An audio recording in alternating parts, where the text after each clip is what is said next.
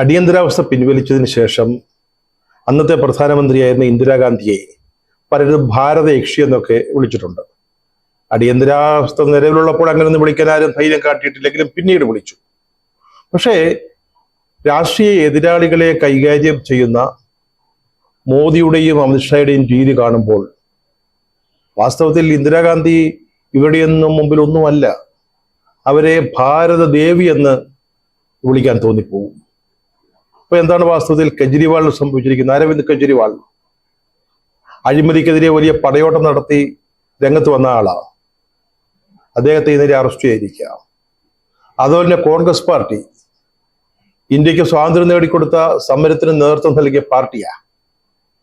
ആ പാർട്ടിയുടെ ബാങ്ക് അക്കൗണ്ടിൽ 5 പൈസ ബാക്കിയില്ല.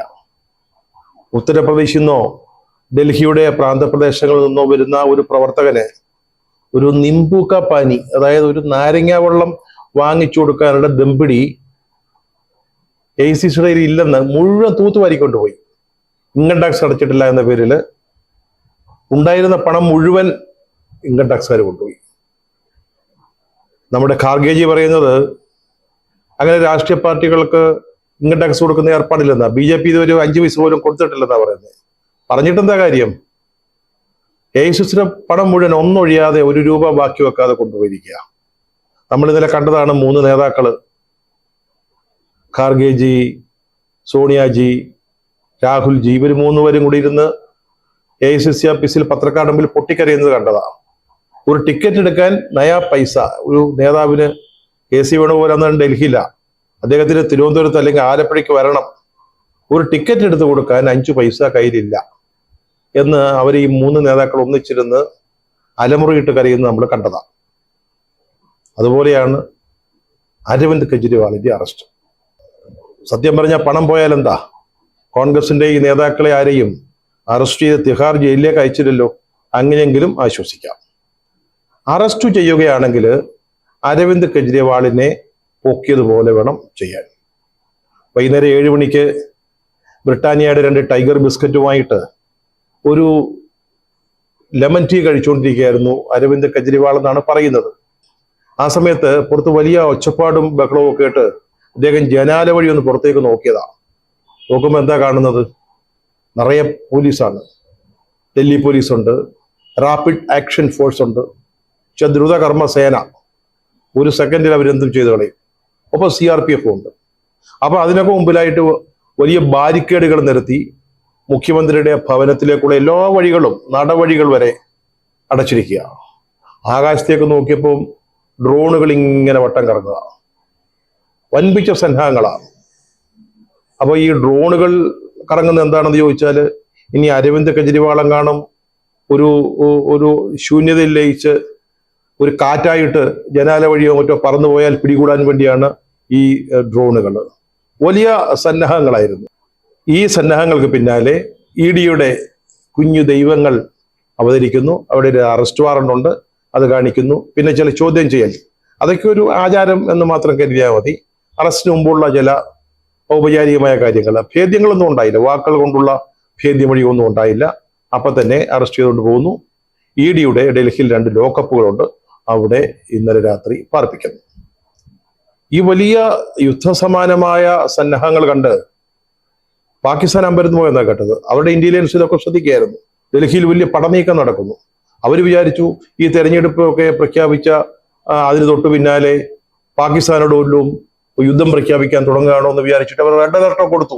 സൈന്യത്തോടൊക്കെ റെഡിയായിട്ട് നിൽക്കാൻ പറഞ്ഞു. പക്ഷേ 10 മിനിറ്റ് കഴിഞ്ഞപ്പോഴത്തേക്ക് കാര്യങ്ങൾ മനസ്സിലായി. ഈ യുദ്ധം അരവിന്ദ് കെജ്രിവാളിനെ പൂട്ടാനുള്ളതാണ്, അല്ലാതെ അവരോടൊന്നും അല്ലെന്ന് മനസ്സിലായതോടെ അവർ റെഡ് അലർട്ട് പിൻവലിക്കുകയും ചെയ്തു. മദ്യനയം സംബന്ധിച്ച കേസിലാണ് ഇപ്പോൾ അരവിന്ദ് കെജ്രിവാൾ അറസ്റ്റിലായിരിക്കുന്നത്. നേരത്തെ അവിടെ മദ്യത്തിന്റെ കച്ചവടവും കാര്യങ്ങളൊക്കെ നടത്തിയിരുന്നത് സർക്കാരിന്റെ ചില വകുപ്പുകളും ഏജൻസികളും ഒക്കെയാണ്. പിന്നീടത് സ്വകാര്യ മേഖലയിലേക്ക് മാറ്റി. സ്വകാര്യ ആളുകൾ അത് ടെൻഡർ കൊടുത്ത് അതിന്റെ കച്ചവടത്തിന്റെ അവകാശം ഏറ്റെടുത്തു. ഈ ഒരു ഇടപാടിൽ, ഈ കച്ചവട ഇടപാടിൽ കോടിക്കണക്കിന് രൂപ ആം ആദ്മി പാർട്ടി അല്ലെങ്കിൽ അവരുടെ നേതാക്കൾ, സിസോദിയ അടക്കമുള്ള നേതാക്കൾ ഉണ്ടാക്കിയെന്നും അഴിമതി കാട്ടിയെന്നും അതിൽ കെജ്രിവാളിന് പങ്കുണ്ടെന്നും ആണ് കേസ്. ആ കേസിലാണ് ഇപ്പോൾ ഡൽഹി മുഖ്യമന്ത്രി കൂടിയായ കെജ്രിവാളിനെ അറസ്റ്റ് ചെയ്ത് ജയിലിലാക്കിയിരിക്കുന്നത്. ഈ കെജ്രിവാൾ ആരായിരുന്നു? രാഷ്ട്രീയം മുഴുവൻ അഴുക്കാണെന്നും അതൊരു വൃത്തികെട്ട കുളമാണെന്നും അത് ശുദ്ധീകരിക്കാനാണ് താൻ വന്നിരിക്കുന്നതെന്നും പറഞ്ഞൊരു ചൂലുമായിട്ട് ആം ആദ്മി പാർട്ടി ഉണ്ടാക്കിക്കൊണ്ടിറങ്ങിയ ആളാ. അതിനു മുമ്പ് കുറെ കാലം അണ്ണാ ഹസാരയുടെ കൂടെയായിരുന്നു. അണ്ണാ ഹസാരയുടെ നേതൃത്വത്തിൽ കെജ്രിവാള്, പിന്നീട് കിരൺ ബേദി, എന്നത് പഴയ ഡൽഹി പോലീസ് കമ്മീഷണർ കിരൺ ബേദി, ഇവരുടെയൊക്കെ നേതൃത്വത്തിൽ വലിയ ഒരു പ്രക്ഷോഭം തന്നെ ഡൽഹിയിലെ ഇന്ത്യ ഗേറ്റിൽ അന്നത്തെ കോൺഗ്രസ് ഗവൺമെന്റ് UPA സർക്കാരിനെതിരായിട്ട് ഉണ്ടായതാണ്. അത് നമ്മൾ ഓർക്കുന്നുണ്ടാവും. ലോക്പാലിന് വേണ്ടി, അതുപോലെ തന്നെ നിർഭയയ്ക്ക് വേണ്ടി. ഇതെല്ലാം സംഘടിപ്പിച്ചത് 2014 നരേന്ദ്രമോദിയെ അവതരിപ്പിക്കാൻ ഉള്ളൊരു വലിയ അജണ്ടയുടെ ഭാഗമായിട്ടായിരുന്നു. അതിന്റെ പിന്നിൽ ഒരു പ്രത്യേക ഏജൻസി പ്രവർത്തിച്ചിരുന്നു. അവരുടെ എല്ലാം ചട്ടങ്ങളായിട്ട് മുൻനിരയിൽ നിർത്തിയത് അണ്ണാ ഹസാരെയും കെജ്രിവാളിനെയും ഒക്കെ ആയിരുന്നു. അണ്ണാ ഹസാരെ ഇപ്പൊ എവിടെ ഉണ്ടെന്ന് നമുക്ക് അറിഞ്ഞുകൂടാ. അദ്ദേഹം ഈ ലോക്പാലിന് വേണ്ടി നടത്തിയ സമരം ഇപ്പോൾ എവിടെ നിൽക്കുന്നു? അക്കാര്യത്തിൽ അദ്ദേഹത്തിന് എന്തെങ്കിലും പറയാനുണ്ടോ? നമുക്ക് അറിഞ്ഞുകൂടാ. കിരൺ ബേദിയെ പുതുശ്ശേരിയിലോ മറ്റോ ഗവർണറായിട്ട് കുറെ കാലം ഇരുത്തി. പക്ഷെ അതങ്ങോട്ട് ശോഭിച്ചില്ല അവര്. ഇപ്പൊ അവരെന്ത് ചെയ്യുന്നു നമുക്ക് അറിഞ്ഞുകൂടാ. പക്ഷെ കെജ്രിവാൾ മാത്രം ഒരു പുതിയ രാഷ്ട്രീയ പാർട്ടി ഉണ്ടാക്കിക്കൊണ്ട് ഡൽഹിയിൽ മത്സരിക്കുകയും ജയിക്കുകയും പിന്നീട് പഞ്ചാബിൽ അധികാരം പിടിക്കുകയും ചെയ്തു. ചില്ലറക്കാരനൊന്നും വലിയ ആള്. ഈ നമ്മുടെ പവനായിയുടെ പെട്ടിയിൽ ഉണ്ടായിരുന്ന പോലുള്ള വെറും കൈത്തോക്കും കത്തിയും വെട്ടുവാളും കൊടുവാളും ഒന്നും അല്ല അദ്ദേഹത്തിന്റെ കൈവശമുണ്ട്. AK-47, ബോംബ്, ഷെല്ലുകള്, ഗ്രനേഡുകള്, അങ്ങനെ അത്യന്താധുനിക ആയുധങ്ങളുമായിട്ടാണ് അദ്ദേഹം അഴിമതിക്കെതിരെ പോരാടാനായിട്ട് ഇറങ്ങിയത്. ആദ്യം BJPക്ക് ആം ആദ്മി പാർട്ടിയോട് അല്പം സ്നേഹമൊക്കെ ഉണ്ടായിരുന്നു. അവിടെ ഒരു B ടീമായിട്ടാണ് അവരെ കരുതിയിരുന്നത്. പക്ഷെ കുറെ കഴിഞ്ഞപ്പോഴേക്കും കെജ്രിവാളിന് മോഹങ്ങൾ ഉണ്ടാവാൻ തുടങ്ങി. അപ്പൊ അതൊക്കെ BJP നന്നായിട്ട് മനസ്സിലാക്കുന്നുണ്ടായിരുന്നു, അദ്ദേഹത്തിനുണ്ടാവുന്ന മാറ്റങ്ങൾ. പക്ഷെ മാപ്പർഹിക്കാത്ത ചില കുറ്റങ്ങൾ ചെയ്തതോടെ കൈകാര്യം ചെയ്യാൻ, അതായത് കെജ്രിവാളിനെ കൈകാര്യം ചെയ്യാമെന്ന് BJP തീരുമാനിക്കുകയാണ്. 1-ാം നമ്പർ കുറ്റം, അതായത് BJPയുടെ മാത്രം കുത്തകയായിരുന്നു, അവർക്ക് മാത്രം അവകാശപ്പെട്ട ഹിന്ദുത്വ, അതിലേക്ക് കയറി കളിക്കാൻ തുടങ്ങി. ഹിന്ദുത്വം ഉപയോഗിച്ച് ഡൽഹിയിലും പഞ്ചാബിലും വോട്ട് കിട്ടാൻ പറ്റുമോ? അതായത് BJPക്ക് പകരം ഞങ്ങൾ എന്ന മട്ടിൽ അദ്ദേഹം എന്ത് ചെയ്തു? അയോധ്യയിലെ രാമക്ഷേത്രം ഉണ്ടാക്കുമ്പോൾ അതിന്റെ ഭൂമി പൂജയ്ക്കായിട്ട് മോദിജിയാ പോയത്. ആ സമയത്ത് കെജ്രിവാൾ ഡൽഹിയിൽ ഒരു സാമ്പിൾ, ഒരു ക്ഷേത്രത്തിന്റെ ഒരു മാതൃക ഉണ്ടാക്കിയിട്ട് അതിന്റെ മുമ്പിൽ ഒരു പൂജ നടത്തി, ഒരു ഡ്യൂപ്ലിക്കേറ്റ് ക്ഷേത്ര മാതൃകയുടെ മുമ്പിൽ. അതിനുശേഷം അവിടെ ക്ഷേത്രമൊക്കെ ഉയർന്നു. അപ്പൊ എന്ത് ചെയ്തു? ഡൽഹിയിൽ നിന്ന് അവിടേക്ക് ചില സൗജന്യ ടൂർ പാക്കേജുകൾ, അങ്ങനെ ചില പ്രൊജക്റ്റുകളൊക്കെ അവതരിപ്പിച്ചു. ആക്കളി സമ്മതിക്കത്തില്ല. BJPക്ക് സ്വന്തപ്പെട്ട അല്ലെ കുത്തകയായ ഈ ഹിന്ദുത്വയിൽ കയറി കളിക്കാൻ അരവിന്ദ് കെജ്രിവാൾ അല്ല, ഏത് ദൈവം തമ്പുരാനാണേലും സമ്മതിക്കില്ല. അതായിരുന്നു BJPയുടെ നിലപാട്. നമ്പർ 2, ഈ ഡൽഹി കഴിഞ്ഞ് പഞ്ചാബിൽ കൂടി അധികാരം കയ്യിൽ കിട്ടിയതോടെ കെജ്രിവാളിന്റെ മനസ്സിൽ ചില മാറ്റങ്ങളൊക്കെ ഉണ്ടായി. അതായത് ഇങ്ങനെ ഓരോ സംസ്ഥാനങ്ങളിലേക്ക് തനിക്ക് ഇതിന്റെ സ്വാധീനം വർദ്ധിപ്പിക്കാൻ കഴിയുമെങ്കിൽ എന്തുകൊണ്ട് ഇന്ത്യയുടെ പ്രധാനമന്ത്രിയാകുന്നതിനെ കുറിച്ച് ഒന്ന് ആലോചിച്ചുകൂടാ? എന്താ കുഴപ്പം? അങ്ങനെ ഇരിക്കുമ്പോഴാണ് കഴിഞ്ഞ ഏപ്രിലിൽ ദേശീയ പാർട്ടി എന്നുള്ള ഒരു സ്റ്റാറ്റസ് ഇലക്ഷൻ കമ്മീഷൻ കൊടുക്കുന്ന, അത് കെജ്രിവാളിന്റെ പാർട്ടിക്ക്, ആം ആദ്മി പാർട്ടിക്ക് കിട്ടി. അപ്പൊ അല്പം നഗളം കൂടി എന്നാണ് BJP അതിനെ മനസ്സിലാക്കിയത്. ദേശീയ പാർട്ടി എന്ന അംഗീകാരം കിട്ടി ഒരാഴ്ചയ്ക്കകം ഈ മദ്യനയ കേസിൽ EDയുടെ നോട്ടീസ് വന്നു. ഇനി നമ്പർ 3, അത് സത്യം പറഞ്ഞാൽ ഒരു സാധാരണ പാപമല്ല, നരക പാപമാണ്. മരണത്തിനർഹമായ ഒരു പാപമാണ് അദ്ദേഹം ചെയ്തത്. കെജ്രിവാൾ അദാനിയെ കയറി തൊട്ടു. അത് BJP സമ്മതിക്കുമോ? നരേന്ദ്രമോദി സമ്മതിക്കുമോ? അദാനിയെ കുറിച്ച് എന്തെങ്കിലും പറഞ്ഞു എന്ന് മാത്രമല്ല, അദാനിയെയും മോദിജിയെയും കൂടെ ഒന്ന് കൂട്ടിക്കെട്ടി. അദ്ദേഹം നിയമസഭയിലാണ് പറഞ്ഞത്. നിയമസഭയിൽ പ്രസംഗിക്കുന്ന ആളുകൾക്ക് ചില പ്രത്യേക അവകാശങ്ങൾ, അതിന് പ്രിവിലേജസ് എന്ന് പറയും, അതുണ്ട്. അവിടെ പറയുന്ന ഒന്നും നമുക്ക് കോടതിയിൽ ചോദ്യം ചെയ്യാനോ അല്ലെങ്കിൽ അതിന്റെ പേരിൽ ആർക്കെങ്കിലും ഇതിന്റെ കേസ് കൊടുക്കാനൊന്നും സാധിക്കില്ല. അദ്ദേഹം നിയമസഭയിൽ പറഞ്ഞത് ഈ അദാനി എന്ന് പറയുന്നത് മോദിയുടെ വേറൊരു മാനേജരാണ്. ഈ പണം മുടക്ക് മുഴുവൻ സാക്ഷാൽ നരേന്ദ്രമോദിയുടേതാണ്. ഇതൊക്കെ നോക്കി നടത്തുന്നു എന്ന് മാത്രമേ ഉള്ളൂ അദാനി. അപ്പൊ അദാനി ഒരു മാനേജരാണ്. മോദിജിയുടെ ലക്ഷ്യം എന്ന് പറയുന്നത് ലോകത്തിലെ ഏറ്റവും വലിയ സമ്പന്നനാവുക എന്നുള്ളതാണ്. നിയമസഭയിൽ പ്രസംഗിച്ചതുകൊണ്ട് പ്രിവിലേജിന്റെ പേരിൽ രക്ഷപ്പെട്ടെങ്കിലും അന്നേ നോക്കി വെച്ചു, മോദിജി നോക്കി വെച്ചു, അമിത്ഷാ നോക്കി വെച്ചു, ഇയാളെ വെച്ചു വാഴിക്കാൻ പറ്റില്ല എന്ന് തീരുമാനിച്ചു. ഏറ്റവും അവസാനം ചെയ്ത പാപം എന്താ? ഇന്ത്യ മുന്നണി ഉണ്ടാകുക.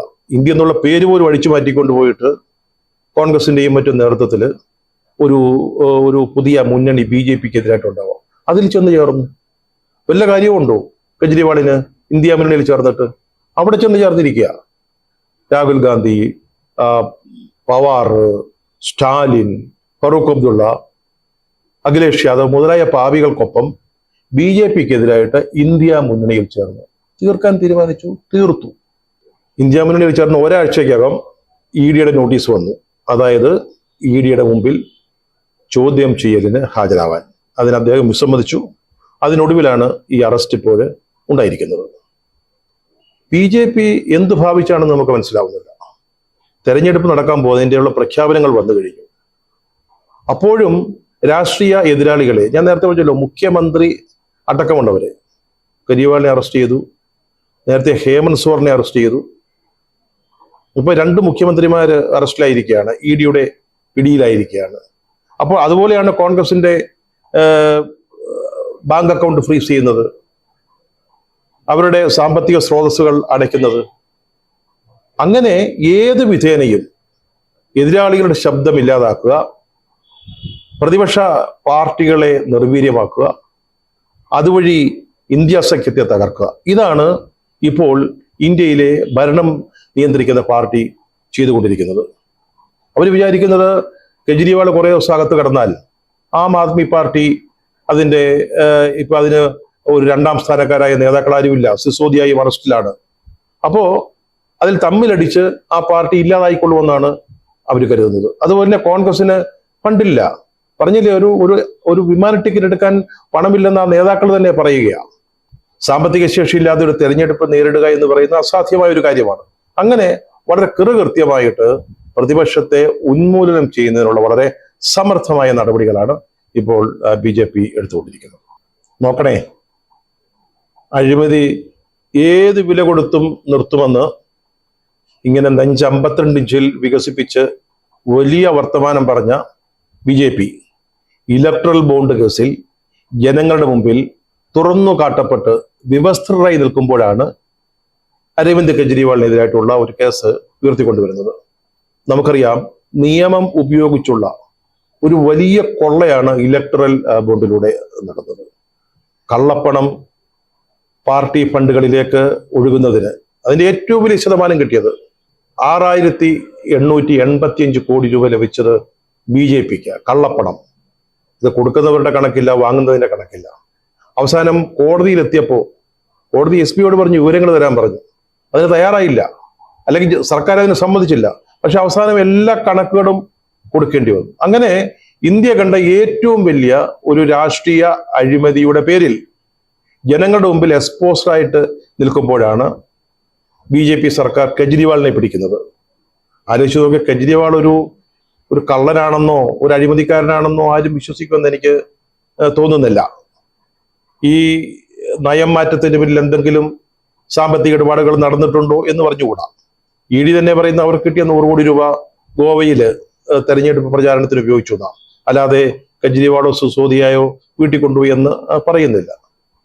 ഞാൻ പറഞ്ഞത്, സ്വന്തം കണ്ണിലെ കോലിരിക്കുമ്പോഴാണ് കെജ്രിവാളിന്റെ കണ്ണിലെ കരടെടുക്കാൻ BJP സർക്കാർ പോകുന്നത് എന്നുള്ളത് വളരെ അതിശയകരമായ ഒരു കാര്യമായിട്ടാണ് തോന്നുന്നത്.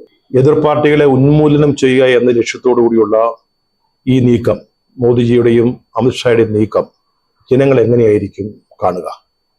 ഇതിനെ അങ്ങനെ പോസിറ്റീവായിട്ട് എടുക്കുമോ, അതോ ജനാധിപത്യ മൂല്യങ്ങളെ തകർക്കാനുള്ള ശ്രമമായിട്ട്, എതിർ ശബ്ദങ്ങളെ ഇല്ലാതാക്കാനുള്ള ഒരു ശ്രമമായിട്ടായിരിക്കുമോ ജനങ്ങൾ ഇത്തരം നടപടികളെ സ്വീകരിക്കുക എന്നുള്ളത് തെരഞ്ഞെടുപ്പ് ഫലം വരുമ്പോൾ അറിയാം.